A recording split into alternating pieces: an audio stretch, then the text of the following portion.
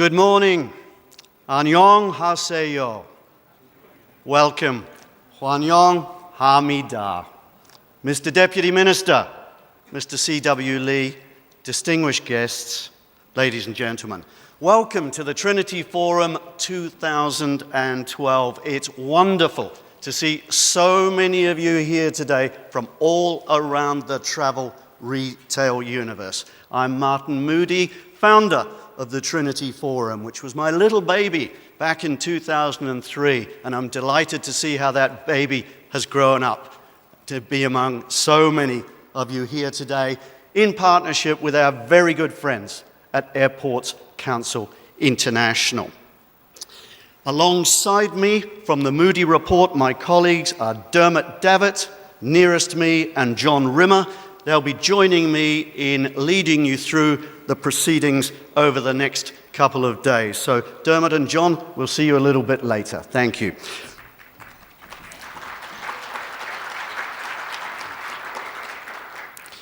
Just first, some housekeeping notes before we begin. You've all got some headsets in front of you. Channel 1 is English to Korean.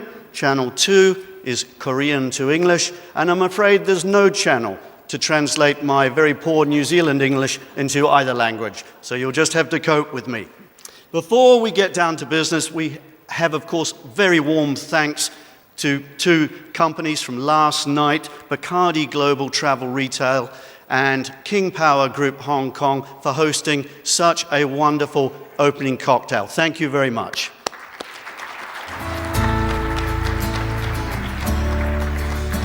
Now look, it's absolutely wonderful to be here in Seoul. It's a city that I've been visiting every year since the late 1980s.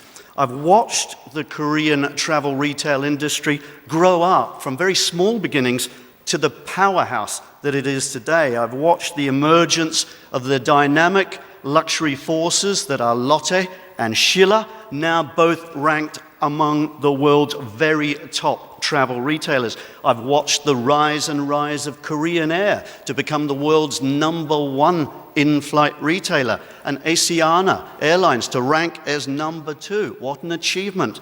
And of course, in a remarkably short space of time, since its opening in 2001, I've watched the incredible success story of Incheon International Airport to become one of the world's great airports, and of course, which in 2011 became the single most successful duty-free location on the planet. So, more than that, I think Incheon is an airport that's fostered a whole range of consumer services. It's nurtured a sense of place, but it's never compromised the essential tenets of passenger efficiency, safety, and that word that's so often forgotten at the airports, courtesy. It's probably got a better balance between the operational and the commercial than any other airport in the world. So what better setting for the world's leading airport commercial revenues conference, the Trinity Forum? We're honored that Incheon International Airport has chosen to host us. Thank you, Mr. Lee, to you and your amazing team for their professionalism and support of us. And thank you for your unswerving belief as President and CEO in the value and role of commercial services and commercial revenues. To our sponsors and our speakers, and indeed to all of you from near and far, thanks for your support and being with us. We hope you have a very special few days in Seoul. Now, down to business. Since it was created in 2003, the Trinity Forum has become a voice for progressive change and debate within our channel, a platform for commercial excellence.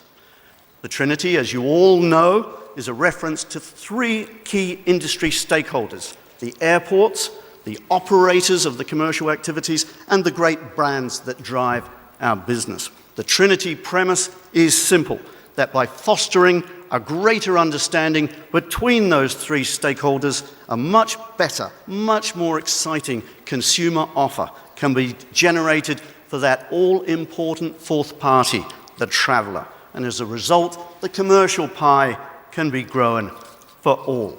Now, as we've again witnessed over the past year, this business is at its optimum when those parties work together. When they don't, it falls short time and time again. This industry at times touches greatness, but I think too often it settles for mediocrity. So over the next 2 days, we're going to showcase some exciting collaborations this industry has seen. But we're also going to examine why so many barriers still exist that block that industry trinity from maximizing its potential. Every airport, every operator, every brand in this room wants some simple things. They want to increase the number of passengers entering the outlets. They want to increase the ratio of those who spend. They want to increase the average transaction value. Doesn't it sound simple? But it's not. But we think it should be.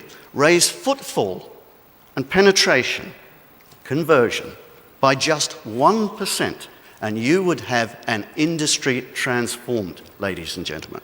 It's a great industry already, as I said. It's one that's riding so high on the Chinese traveler phenomenon that is already shaping as every bit as important and every bit as prolonged as the great Japanese wave that underpinned our business from the mid-1960s. But this industry could be better. It's not there yet. There's a maddening inconsistency in what we do. You see, this industry can entice. Can we show the slide, please? It can be enticing. It can be astonishing. It can be elegant. It can be alluring. It can be experiential. It can be spectacular. It can be an intrinsic part of the journey. It can be an attraction in its own right. It can be buzzing. It can be refined. It can be engaging. And it can be interactive with the consumer. It can be specialist. It can be niche. It can be themed. It can be rewarding. Somebody very well rewarded at Changi Airport just the other day. This industry can show corporate social responsibility like almost no sector I know. It can convey that critical quality of sense of place, one of my favorite outlets anywhere in the airport world, this one. And it can be appetizing. But that's not always the case, ladies and gentlemen. These following images are ones that I've taken at airports around the world just in recent weeks and months. It can be unappetizing. It can be commoditized. It can often just be substandard. Same outlet, downright ugly. It can even send our passengers to sleep. So which is it, ladies and gentlemen, members of the Trinity? Is it this? Or is it this? Is it this? Or is it this? I think the choice is ours. So to echo the theme of this year's Trinity Forum, let's raise the quality standard. Let's applaud excellence. Let's shun mediocrity. Let's look beyond the safety net of traffic growth. Because remember, that safety net can be removed at any time, especially in the current volatile economic climate. Let's reach out. Let's make this great notion of Trinity really come alive. Oh, and by the way, happy Valentine's Day.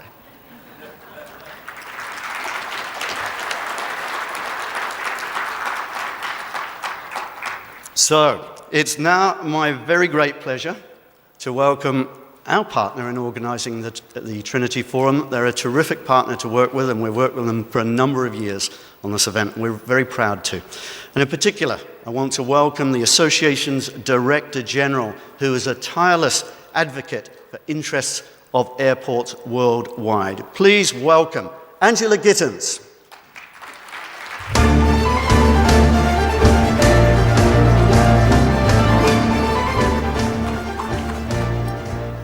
Thank you very much, Martin.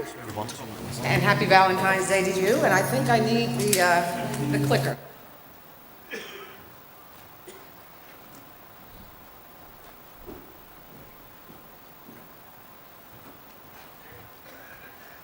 I would like to add my felicitations.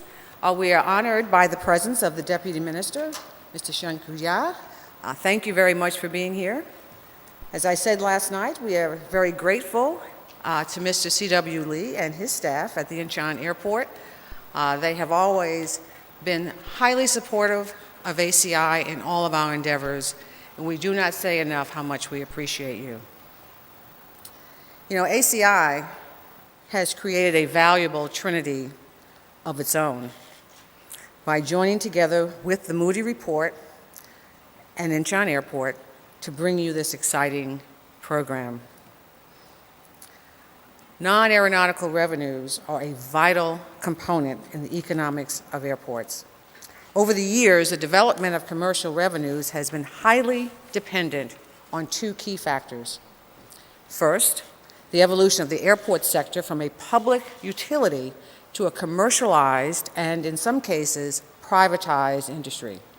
It has given airports greater freedom, expertise, and motivation to exploit the commercial opportunities. Secondly, is the pressure from the airline industry and growing government economic regulation for airports to contain prices for aeronautical services. Airports recognize that diversification of airport revenues cushions the impact of lower passenger and freight volumes in tougher times. The non-aeronautical revenue stream enhances their financial viability with its higher profit margins. Aeronautical pricing is typically cost recovery at best. According to the latest ACI economic survey, retail remains the largest contributor to non-aeronautical revenues, with some significant regional variations. In North America, for example, retail constitutes only 8% of non-aeronautical revenue, the least of any region. Asia Pacific is particularly strong in retail revenues, building on rising propensity and power to buy, extensive duty-free, strong international brands and brand awareness, and a high proportion of long-haul passengers who show a higher average spending rate at airports. ACI's 2011 survey confirms that Asia Pacific has been the only world region with a constant growth trend in retail over the last few years, rising from 38% in 2007 to 45% in 2010, including food and beverage. Asia Pacific airports generated 50% of total non-aeronautical revenue from these two commercial activities. We watched the action in airport duty-free sales move progressively eastward, from London to Dubai and now Seoul. In 2010, Incheon Airport's duty-free sales reached $1.53 billion, as you heard Martin mention, ranking first among duty-free stores in the world. As noted in the Moodie report itself, Incheon's extraordinary performance was in part driven by an 18.4% surge of high-spending Chinese travelers, some 2.22 million in 2011. But we have other up-and-comers. Delhi's Indira Gandhi International Airport has become the most lucrative retail location in the country, with $100 US in monthly sales per square feet, which is almost 4 times higher than India's second best location, Delhi's Select City Walk Mall. In fact, by total sales, Delhi Airport is the 4th largest mall in India, despite being 10 times smaller than the nation's largest. Of course, the trick is that although only 2% of India's population frequent the airport, they represent 40% of the country's wealth. But we believe there is also great potential in other parts of the world.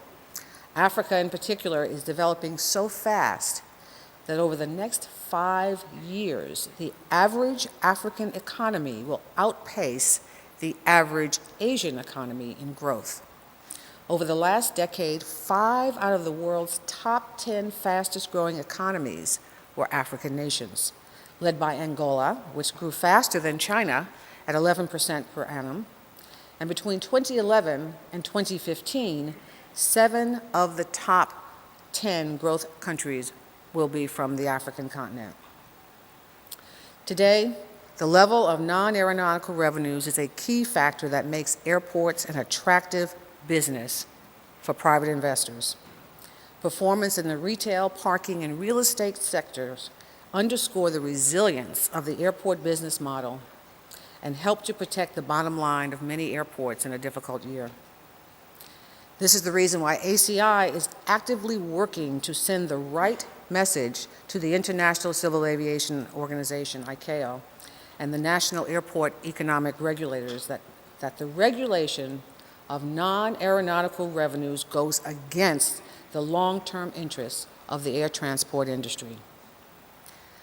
Finally, I'd like to mention a new service to help airports improve their retail practices. We have added ASQ Retail as an enhancement to provide an unbiased, statistically accurate reflection of service levels experienced by the passenger. ASQ Retail was developed at the request of a number of airports who wish to complement the information obtained from the ASQ survey with a dedicated benchmark of airport commercial services. The content of the survey is based on discussions held with over 30 airports around the world in order to identify current best practice as well as their needs for commercial research. This interest by airports further underscores the great significance of retail to the modern airport manager. Don't miss the session we have for you in this new program tomorrow morning. In closing, I would like to especially thank all of our sponsors for this event. It would not be possible to stage this type of conference without their support. They're all listed in your program for your reference, but I would like to especially call out our platinum sponsors, American Express Foreign Exchange Services, and Diego, our gold sponsors. And our gold sponsors, Estée Lauder Travel Retail, Qatar Duty Free, and SSP, and our silver sponsor, Dubai Duty Free. Thank you again for your attendance, and let us all have a successful event. Let me now welcome my good friend, Mr. C.W. Lee, President and CEO of Incheon International Airport.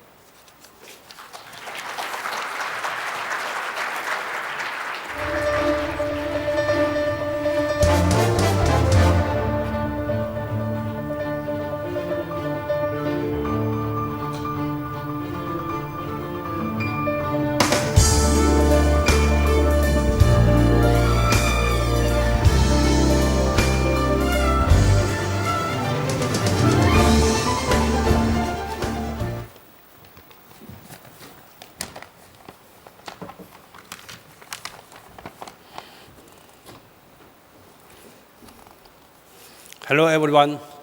I'm C.W. Lee, President and CEO of Incheon International Airport.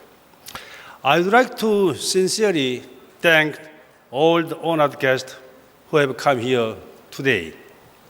Ladies and gentlemen, today is very special because we have more than 500 registration numbers, which is the largest number of Trinity Forum since year 2003.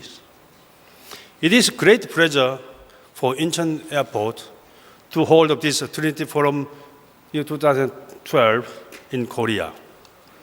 And I believe everyone in this room also must be very exciting to participate in this memorable event. Especially, I'd like to express to my deepest gratitude to His Excellency Mr. Kwon Do-yeop, who is coming very soon in 2 minutes' time, and Ms. Angela Gittins, who is the Director General of ACI, and Mr. Martin Moodie, the founder and the chairman of Moodie Report, and all some airport and retail representative and staff for showing such interesting and participations. Notwithstanding the overall some tough situation of the aviation industry due to global recessions. This year, we come together on the theme of creating new quality standard. Since opening up with only 11 years of short history, Incheon Airport has also put a lot of effort to meet and provide the world-class standard, not only in airport operation, but also in retail management. In year 2008, Incheon Airport launched the concept of commercial space on its own brand, Airstar Avenue. And the world's first Louis Vuitton airport shop opened in September last year to attract transit passengers and increase commercial revenue. But it was not only revenue we took some great care. When in global recession of year 2008 and 2009, we provide over 10% discount of rental fee to all operators for win-win partnership as airport families. Thanks to this continuous effort and attempt, commercial business of Incheon Airport has grown constantly, and eventually we marked #1 in the world in duty-free sales as of the year 2011. Currently, Incheon Airport aims to complete its Terminal 2 project until year 2017. We are trying to integrate our accumulated know-how into build retail facility and system in order to provide utmost satisfaction and impression to our operator and passengers. I wish all participants in this forum may strengthen friendship and have a valuable moment for mutual exchange and development. Thank you and enjoy the meetings.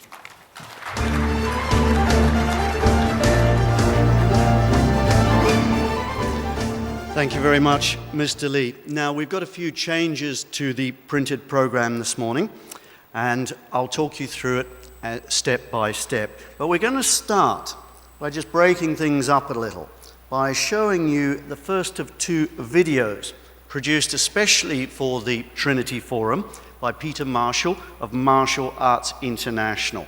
And we're going to zoom around over the next couple of days some of the most exciting commercial developments in the airport industry worldwide.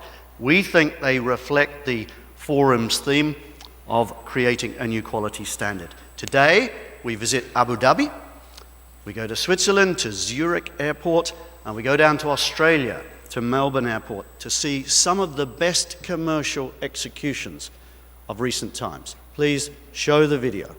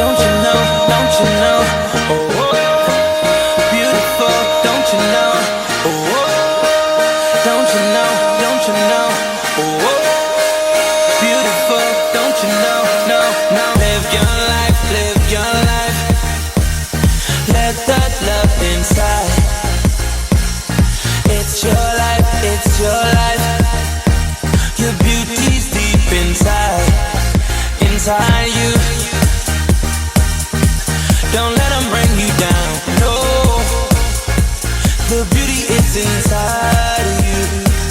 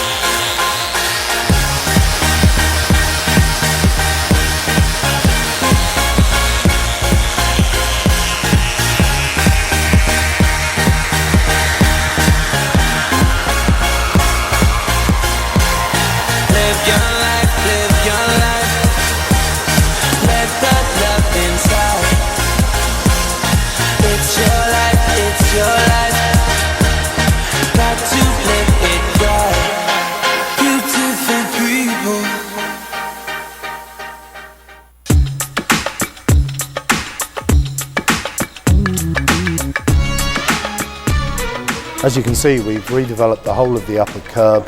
We've expanded the landside area, increased the number of check-in desks, put new floors, new ceilings, new lighting, and it just makes the whole place a lot airier and a lot easier for the passengers to find their way.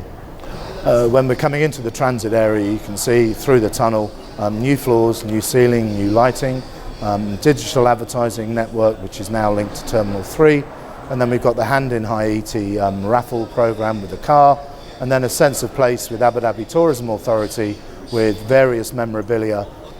As we enter the main satellite, on the upper level we've condensed the food and beverage offer. Air Rest have come in with Brico Cafe and the Sky Bar. McDonald's have come in with McDonald's cafeteria, and then we've still got Costa Coffee. Interdispersed with a number of retail outlets like the Souk, Toys and Souvenirs, and a Guess and Swarovski boutique. So as our passengers and guests come into the retail environment, the first thing they're greeted by is the high-profile promotional area. Following the terminal, on the left-hand side we have perfume and cosmetics. We've more than doubled the space to this category, and we've now got a dedicated skincare and colour offer, as well as a much wider and broader selection of fragrances. Moving on from this category, we come into a small luxury boutique area with Mont Blanc and Bulgari. On the right-hand side opposite, we have two watch pads, one for fashion watches and one for luxury watches. Continuing on, we then have food and confectionery, and I believe we've got the balance right to still being able to sell Tang and Nido and Foster Clark's, as well as the premium end confectionery assortment. We then come to liquor and tobacco. The highlight is the tasting bar at the front of the shop. We've been able to actually increase the assortment specifically on liquor and now have a fine wine selection in chilled environment, including brands like Chateau Petrus. We now come to one of my favourite locations, which is the Cigar Humidor. And within Abu Dhabi, we have one of the widest selections of fine cigars available in the marketplace. Opposite cigars, and again within the central pod, we have our gold offer, which is managed by Pure Gold, who are the fastest growing gold retailer in the UAE. So we then come to the dedicated luxury area within Terminal 1. We have 4 boutiques with Ferragamo as a leading on to Givenchy, and then the star performer Burberry, where we have ready-to-wear selection as well, and then finally the sunglasses offer.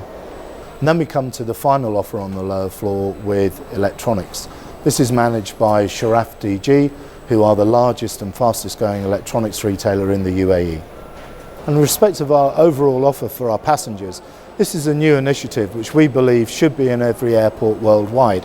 We offer free Wi-Fi to everyone, but this machine is a free computer, it has a free printer, it has USB memory stick capability, you can download, you can recharge your mobile phone, and we have a number of these machines located strategically for our customers around the terminal.